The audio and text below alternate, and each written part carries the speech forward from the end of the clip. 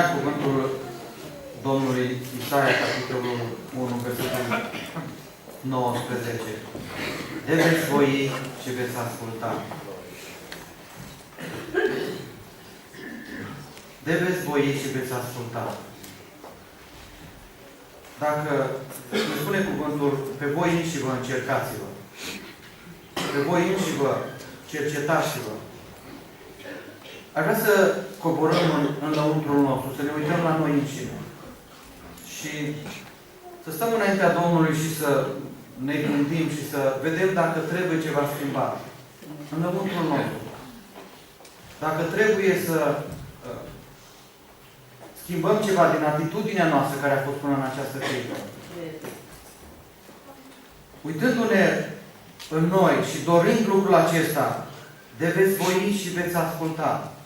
Ceea ce spune cuvântul lui Dumnezeu. Dacă dorim să sfârșim alergarea noastră, dacă dorim ca în călătoria noastră pe acest pământ, Domnul să fie acel care să ne binecuvinteze mai departe. Noi trebuie să dorim și să ascultăm de cuvântul lui Dumnezeu. Și știm că prin puterile noastre noi nu putem face lucrul acesta. Uitându-ne în noi înșine, ne dăm seama că trebuie făcută o schimbare. Și de multe ori parcă suntem neputincioși. Și stăm și recunoaștem înaintea Domnului: Doamne, eu trebuie să mă schimb. În modul acesta, dacă e să merg, cu siguranță nu ajung acolo unde m-am pornit. Și stăm neputincioși înaintea Domnului. Ceea ce putem face, și dacă dorim schimbarea aceasta, este să stăm înaintea Domnului în rugăciune și să rugăm pe El, ca El să fie acela care să privească mai departe, cu îndurare spre noi. Și noi să putem să fim acei oameni care să ne dăm silința să schimbăm. Dacă veneam la casa Domnului și se cânta cântare și noi tăceam, să căutăm să fim diferiți. Nu putem să ne schimbăm dacă noi nu vrem lucrul acela și doar vrând lucrul acesta se va vedea în acțiunile noastre. Dacă am venit până în această clipă la casa Domnului și mi-a plăcut să mă bucur, să aud cântările cum sunt cântate de tineri, dacă mi-a plăcut să ascult cuvântul și nu mi-a plăcut să mă alătur și eu de cei care cântă, să-L laud pe Dumnezeu. Spune cuvântul lui Dumnezeu că o inimă rea și necredincioasă ne desparte pe noi de Dumnezeu, dar cine are inima bună, să cânte. Aș vrea să vă spun că ca să putem să ne schimbăm, să fim niște oameni diferiți, să rugăm pe Tatăl din Cer să se ocupe de inima noastră. Amin. Este o problemă cu inima noastră. Noi ne-am legat de unele lucruri care nu sunt plăcute Domnului.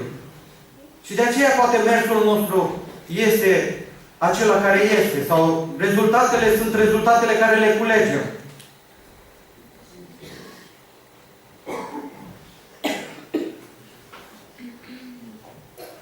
Inima este cea care promovează starea noastră. Inima este cea care promovează starea noastră. Dacă sunt întristat, se va vedea lucrul acesta prin ceea ce fac eu, prin acțiunile care le voi face. Dar dacă sunt bucuros înăuntru, este cu neputință să țin bucuria aceea doar în mine.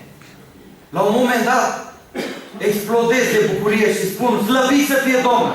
Mărit să fie Domnul! Nu mai pot să țin gura închisă. Dar când sunt apăsat în lăuntrul meu, în inima mea, mă gândesc la toate problemele, la toate neajunsurile, la toate facturile, la toate vorbele, la toate loviturile care le-am primit. Nici nu mai îmi vine să cânt spre slava Domnului. Dar nu, frații mei, nu, surorile mele dragi. Noi suntem în prezența lui Dumnezeu, mărit să fie numele Lui.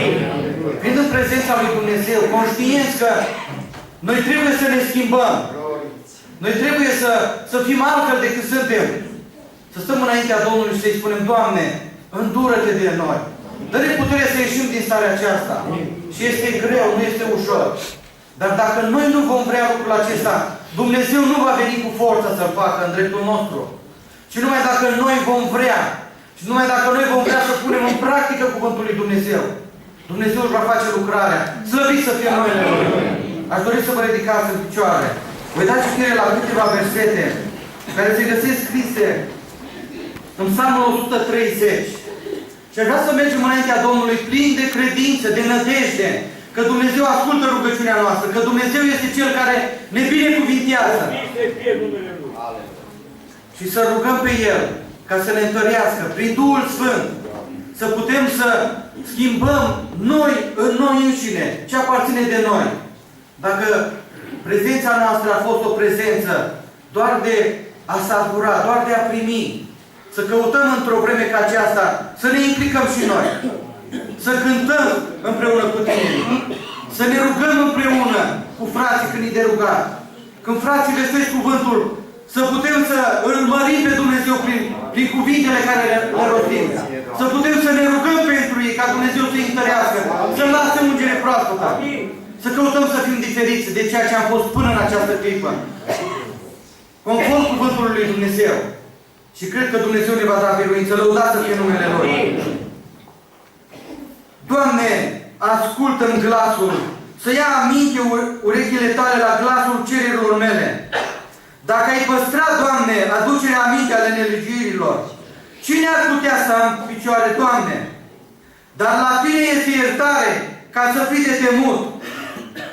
Eu nădăjduiesc în Domnul, sufletul meu nădăjduiește și aștept făgăduința Lui. Lăudat să fie Domnul! Aleluia. Eu nădăjduiesc în Domnul, sufletul meu nădăjduiește și aștept făgăduința Lui. Slăvit să fie Domnul! Amin. Aș vrea să plecăm genunchii noștri înaintea Domnului, să ne plecăm înaintea Domnului și să stăm plini de credință și de nădejde că Domnul ascultă rugăciunea noastră. Problema este la noi. Dacă noi dorim, dacă voi de veți voi și veți asculta, numai de veți voi dumneavoastră schimbare, Dumnezeu va face. Numai dacă dumneavoastră veți fi ascultători de cuvânt, Dumnezeu va împlini cuvântul în dreptul fiecăruia. Și zic, Doamne, ajută-ne la această mărește de credință. Plin de credință ne plecăm și cerem ca Dumnezeu să ne dea putere să ne schimbăm înspre bine.